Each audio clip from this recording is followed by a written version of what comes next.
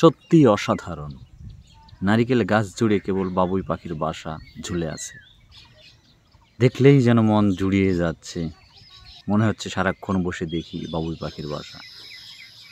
শত কল্পনা আর স্বপ্নকে সাথে নিয়েই তৈরি করেছে বাবুই পাখি তার বাসা। নিচ থেকে দেখলে সত্যিই অপরূপ দৃশ্য। তবে কিভাবে তৈরি করেছে এই একই রকম বাসা, এটি সত্যিই ভাববার বিষয়।